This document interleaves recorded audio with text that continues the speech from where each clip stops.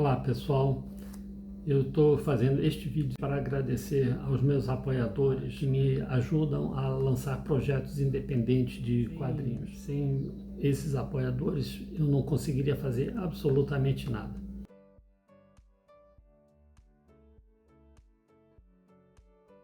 Em fevereiro está chegando a Umbra, que é um projeto do Felipe Abranches em Portugal, que traz autores fantásticos de Portugal.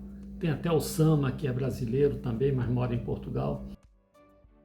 Nós estamos lançando uma versão para o Brasil, com uma seleção das melhores histórias. Das melhores não, todas são ótimas, tanto é que vão ter outros volumes. Então, este é o 13º lançamento que eu estou fazendo.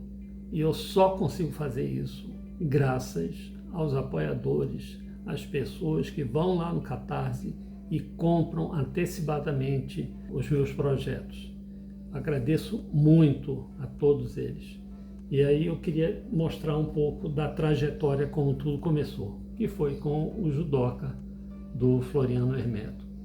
Ele achou uma loucura eu fazer a restauração desse trabalho a partir das revistas em quadrinhos da Ebal. A gente conseguiu fazer realmente um trabalho delicado e primoroso, porque os originais do FAF estão perdidos. Não sei se depois que a Ebal acabou, não existe mais originais, não sei onde eles estão. Então, eu tive a honra de restaurar esses desenhos maravilhosos do Floriano e colocamos nesse volume que foi lançado em 2018, no final de 2018. Ou seja, há 6 anos eu estou fazendo isso. Então, depois desse projeto, veio esse do Dwyer, que é fantástico também. O Dwyer, ele é um dos melhores cartunistas da época áurea do Pasquim. Hoje, algumas pessoas não sabem o que é o Pasquim, não sabem o que significou o Pasquim, não sei. Então, ele era fotógrafo e ele, como cartunista, foi descoberto pelo Enfio. Então, aqui tem fotos que ele fez dos bastidores do Pasquim, entrevistas, capas, fotonovelas, reportagens. Isso é um resgate de uma época de ouro, anos 70, e se conta um pouco dos bastidores do Pasquim. O Jaguar falou que esse é o melhor livro sobre o Pasquim. Só isso eu estou falando. Então, todos esses livros podem ser encontrados na Amazon, ok? Vamos lá. Depois desse, veio o Chacal do meu querido amigo Antonino Omobono. Ele foi o criador do Chacal junto com o Ota, outra personalidade fantástica, maravilhosa, que eu tive a honra de conhecer. O Ota criou o conceito do Chacal e o Antonino criou o design do Chacal. Ele fez todas as capas da série do Chacal, todas as capas da série nacional do Chacal, o Tony Carso, tá? Não o personagem italiano que começou a série. E aí a gente explica isso aqui, porque todas as obras que a gente faz, a gente contextualiza o leitor com informações da época, técnicas. A gente viveu isso. Então, esse trabalho foi um trabalho de restauração a partir dos originais do Antonino. Depois de tantos anos, esse Chacal foi publicado em 1982, 81, 82. De lá para cá, os originais ficaram sujos. Então, foi um trabalho também de restauração muito criterioso para trazer o traço do Antonino de volta, né, e publicado no formato italiano, né? Então, esse é o Chacal que veio logo depois do Salve-se Quem Puder. Salve-se Quem Puder, Chacal. Em seguida vieram 2 livros. Esses livros nasceram da minha vontade de de restaurar, de trazer de volta as entrevistas que eu fiz com Ziraldo. Foi uma entrevista monumental que eu fiz com ele, em que ele relembra a infância, ele relembra os primeiros passos dele como profissional, tanto em Minas quando ele se mudou para o Rio de Janeiro. Foi uma entrevista absolutamente maravilhosa. E a entrevista que eu fiz, duas entrevistas que eu fiz com o Maurício de Souza, uma delas é acompanhado do meu grande amigo Álvaro de Moya. Então, são duas entrevistas imperdíveis. Elas foram publicadas no Jornal da ABI, no Jornal da Associação Brasileira de Imprensa, do qual eu era editor, né, junto com Maurício Azedo. E eu tinha muita pena porque, por exemplo, quando foi publicada a entrevista do Ziraldo, ele me ligou, depois que ele leu a entrevista, ele me ligou para parabenizar e me falar que foi a melhor entrevista já publicada sobre ele. Isso é um resgate. Esse jornal ele era distribuído para jornalistas e políticos. Então, o grande público não tinha acesso ao jornal.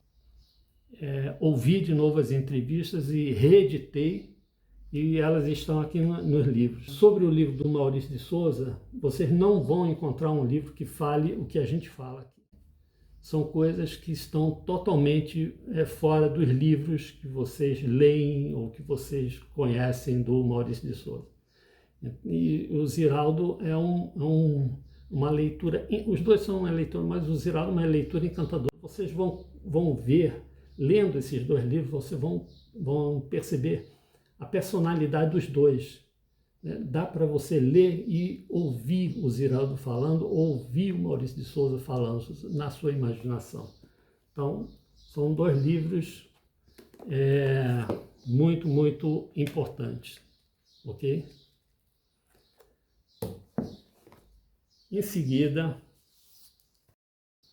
eu trouxe de volta essa história daqui e restauramos esse quadrinho que é considerado um marco no quadrinho nacional, que é a primeira história em quadrinho do Luiz Antônio Novelli. Ele participou do primeiro grande concurso de histórias em quadrinhos da EBAL, e o tema era a independência do Brasil. Por que a EBAL fez isso? Porque eles queriam lançar no Sesc Centenário da Independência, que foi um marco histórico comemorativo que aconteceu em 1972.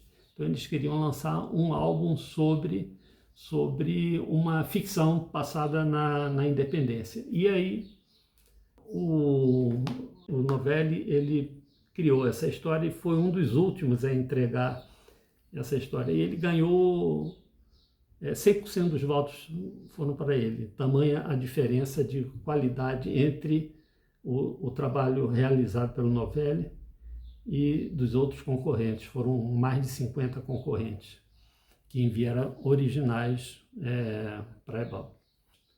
Este trabalho é espetacular. O Ziraldo, que foi um dos julgadores, né? A turma do Pasquim foi a comissão julgadora que escolheu esse trabalho. E o Ziraldo falou que o Novelli desenha como um anjo. E é isso mesmo, a definição é perfeita. Eu tive a honra de entrevistar o Novelli antes de fazer esse álbum, ele me autorizou. Pena que ele não conseguiu ver, porque ele faleceu quase um ano depois que eu fiz a entrevista com ele. Isso daqui é simplesmente um espetáculo. Papel couché fosco, uma história criativa e desenhos absolutamente primorosos. E veja bem, primeiro história em quadrinho dele, assim como esse daqui é a primeira história em quadrinho. É a primeira. Eles eram gênios. Imagine se eles tivessem nascido num país que apoiasse o artista, o desenhista. O Novelli ele fez carreira na Europa. Ele não conseguiu sobreviver aqui. E o Floriano era engenheiro, então ele queria fazer quadrinhos. E aí fez por prazer, não para ganhar dinheiro. Isso tudo está contado nos livros. Os livros, como falo, têm sempre textos de contextualização, tá? Em seguida, a gente lançou A Grande Arte de Rodolfo Zala. A história desse álbum é a seguinte: o Tony, ele fez uma entrevista com o Zala para fazer um livro sobre ele, sobre o Zala, né? E aí o Zala pegou um monte de originais dele e deu pro Tony para ele digitalizar. O Zala era muito ciumento com as artes, então ele emprestava e queria de volta, obviamente. Então o Tony digitalizou 2 histórias que eram inéditas, que não tinham sido publicadas. Uma é essa Zorro, A Última Aventura, escrita pelo Primágio Mantov. O Primágio é outro personagem que tem que ser sempre lembrado. E a outra história é Fome, que é uma história meio de terror e tal, que ele fez já poucos anos antes de falecer. É uma história aqui, o trabalho dele em cores é um negócio impressionante. Impressionante. E aqui tem uma história que era para ser publicada no Almanac Abril. Almanac Abril, gente. Almanac Disney, por favor. No Almanac Disney. E a Abril, ela cancelou a série do Zorro. Então, essa história já estava desenhada. E o Zala não entregou a história. Ficou com os originais. E foi isso que salvou, porque tudo que ficou muita coisa que ficou na Abril desapareceu, né? E aqui nós temos uma história que deveria ter sido publicada nos anos 70 e não foi publicada. Então são 2 preciosidades. Aí o Tony devolveu os originais para o Zala, e o que aconteceu, depois que o Zala faleceu, os originais sumiram. Ninguém sabe onde estão esses originais. É uma pena. Continuando, aí já que eu tinha feito o judoca do Floriano, eu tinha que fazer o judoca do Eduardo Barão, né? O Eduardo Barão é outro desenhista que merecia um reconhecimento. Ele é um artista de mão cheia, os traços, as pinceladas dele são espetaculares. E, novamente, ele era jovenzinho, né? Tinha 22 anos quando começou a fazer o judoca. Imagine se ele tivesse tido uma carreira de história em quadrinho, ganhando bem e tal, o que ele não poderia fazer? Ele seria um grande autor de história em quadrinho.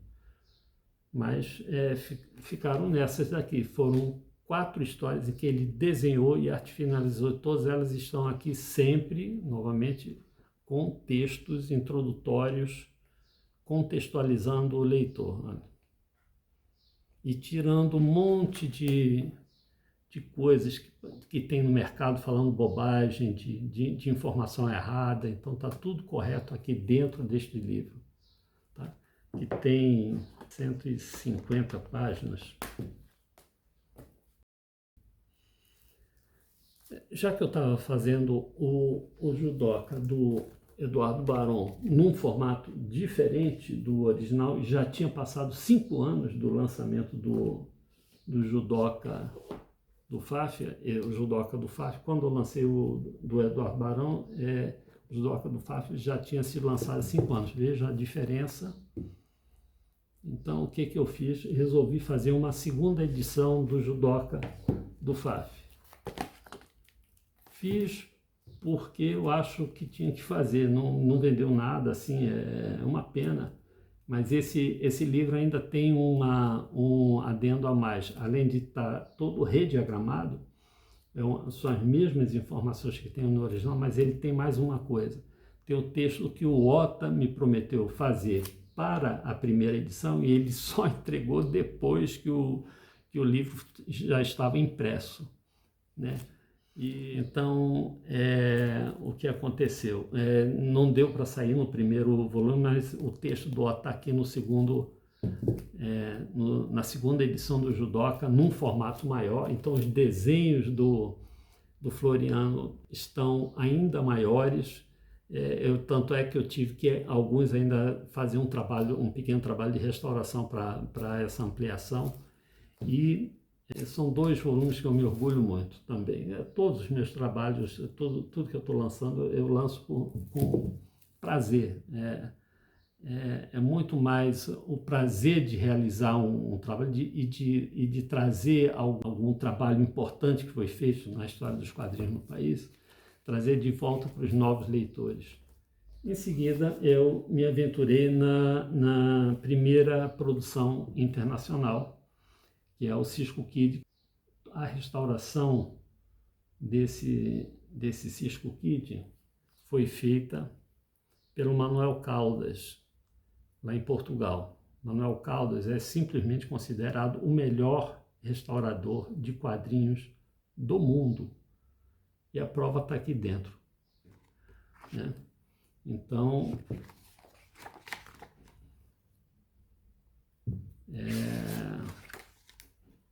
olha o original do Salinas, que coisa espetacular. É um espetáculo isso. Pois bem, o Salinas é simplesmente um dos maiores desenhistas de história em quadrinho da história das histórias em quadrinho do mundo.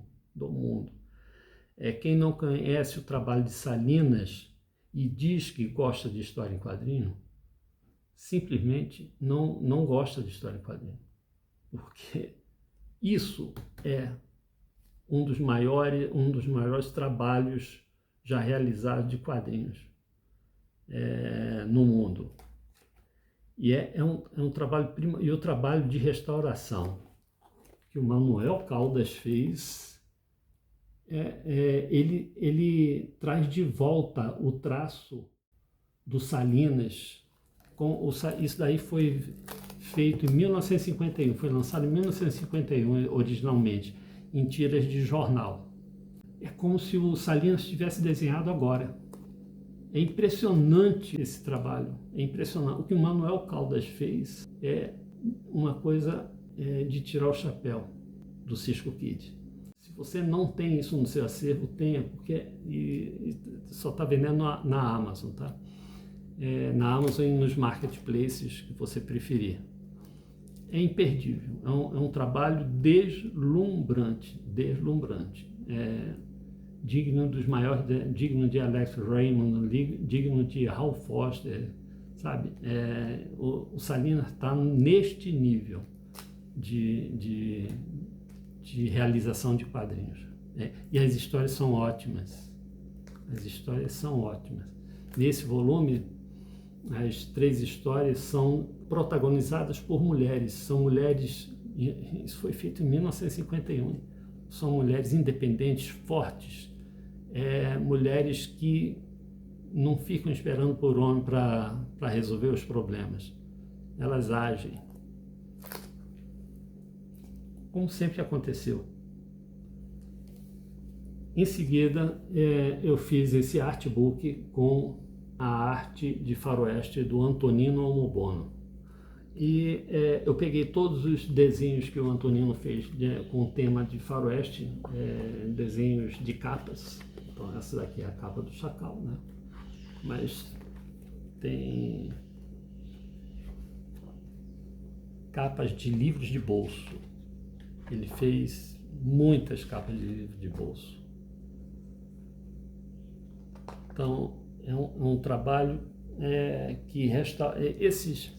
Você vê esse desenho aqui, ele está num formato que é inclusive maior, né? O Judoca, só para comparar, o Judoca, que é formato magazine, 21 por 28, o Procurados é maior. Então, os desenhos que estão aqui dentro são grandes, né? São grandes. Tem um aqui que ele fez para uma capa de vídeo, ó. Olha.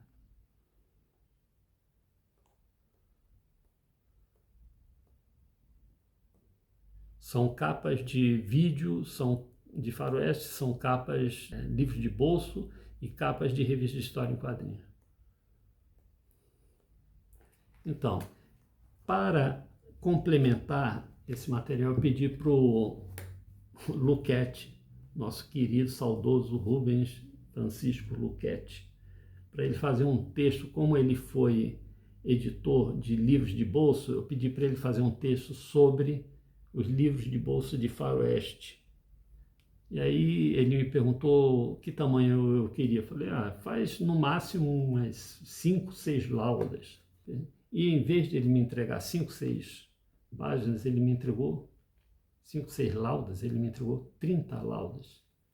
Ou seja, esse livro que tinha... A ideia era fazer com mais ou menos 50 páginas, ele passou para 68, porque eu não ia cortar o texto do Luquete. O texto do Luquete é brilhante. Ele faz um texto memorialístico contando a história dos livros de bolso no Brasil, a partir do faroeste, que era um dos gêneros mais vendidos. É um espetáculo esse livro, essa história. E foi um dos últimos textos que ele escreveu, porque logo depois ele faleceu. Então, tem um trabalho aqui de resgate histórico e testemunho da época que os livros de bolso faziam sucesso nas bancas de jornal, impecável. Aqui mais um desenho do Antonino. Então, assim, um livro com 2 gênios, Antonino e o Luquete. Quem gosta de faroeste, quem gosta do Luquete e do Antonino, não pode perder essa obra de jeito nenhum. Também está na Amazon. Em seguida, veio Lobisomem, do Antonino Amobono. O Lobisomem é uma história em quadrinho que ele fez para a Block. A Block começou a publicar a história do lobisomem desenhado pelo Flávio Colim. Provavelmente nos anos 80 o Flávio Colim já não teve mais tempo para fazer, e a Block ainda publicou 2 histórias, e 2 dessas histórias foram feitas pelo Antonino. E esta daqui, a filha dele, a Berenice, conseguiu achar esses originais, e a gente ficou muito contente, porque esses originais eu não tinha. E aí ela me enviou, eu digitalizei, tratei, né, fiz o resgate do traço do Antonino e coloquei, e fiz um acabamento, colocando em cinzas para substituir aquelas cores berrantes que a Block usava. Então eu acho que essa história de terror ficava melhor em preto e branco. A gente colocou uns cinzas para realçar o traço do Antonino. Então, essa é uma belíssima história. Quem gosta de terror, quem gosta de lobisomem, não pode perder esse álbum.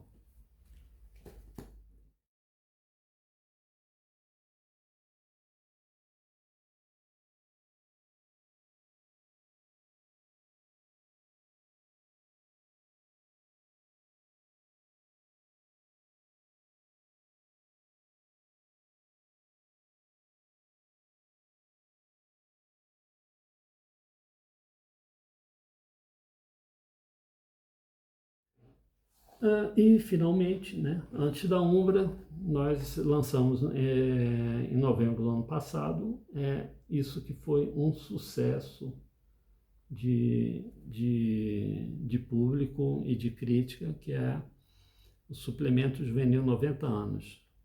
O que aconteceu? A gente, em 2024, o Suplemento Juvenil fez 90 anos e ninguém falou nada sobre isso. Ninguém falou nada sobre isso.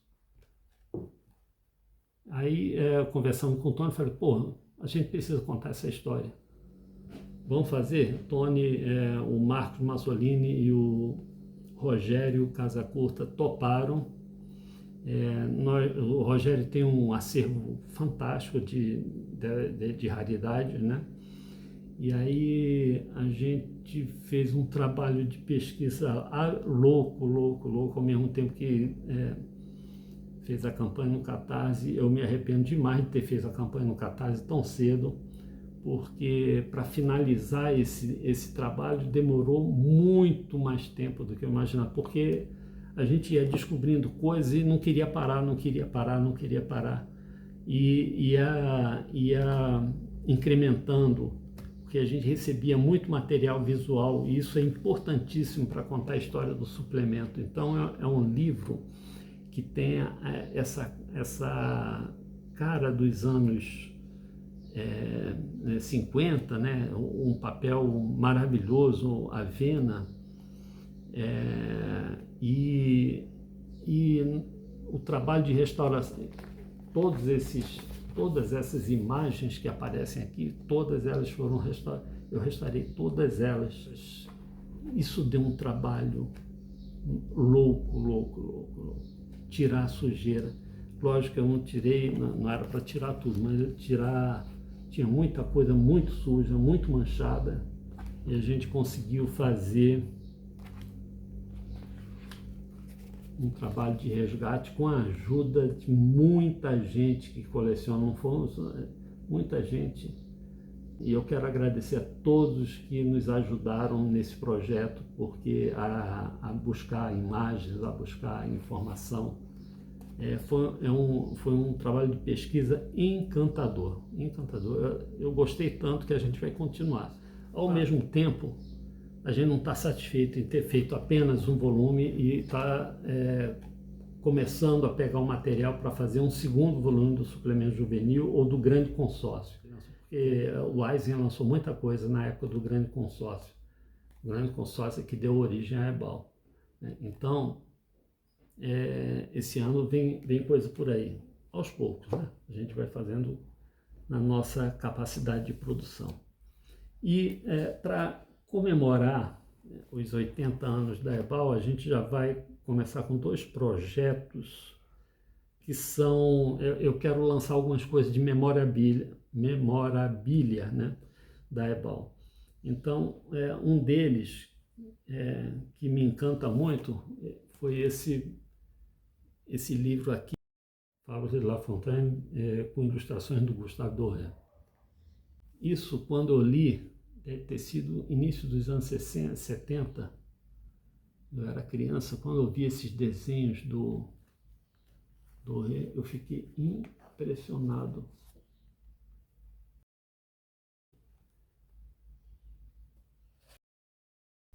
Então, eu quero relançar esse álbum daqui com extras, né, explicando como o Doré desenhou, quem foram os tradutores.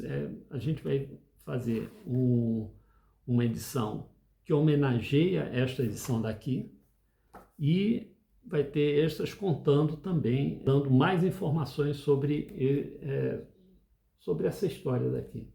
Tá? E a outra é um livro, de 68 páginas, um livro curto, né? Mas também vai ser impresso em papel couché, porque tem que ser, que é um livro divertidíssimo, que a gente vai publicar todos os cartões de identidade dos heróis. Isso é uma coisa absolutamente divertida que a Ebal fez. A Ebal tinha essas coisas, e a gente vai contar isso no livro. Então, esse livro não vai ter só os cartões, vão ter todos os cartões reproduzidos exatamente como eles foram publicados, né? Mas vai ter também mais informações, vão ter as capas das revistas desses personagens e os almanaques onde esses cartões vieram. Então, em breve, esses 2 projetos estarão no Catarse. Eu quero colocar no Catarse quando esses projetos já estiverem em andamento, para não atrasar tanto como atrasou o suplemento. Isso vai ser mais, espero que a gente consiga fazer com bastante rapidez. Mas, de novo, isso daqui, esse trabalho que eu realizo, ele só é possível graças a cada um dos apoiadores que eu tenho a honra de receber esses apoios de gente assim maravilhosa no Catarse. Pessoas que, apesar dos meus atrasos, eles não reclamam. É uma honra receber o apoio de vocês, porque com isso eu posso fazer trabalhos, né, desse nível. Ok? Muito, muito obrigado e vem coisa por aí. Tudo na área do resgate da memória dos quadrinhos. Um abraço e até o próximo vídeo.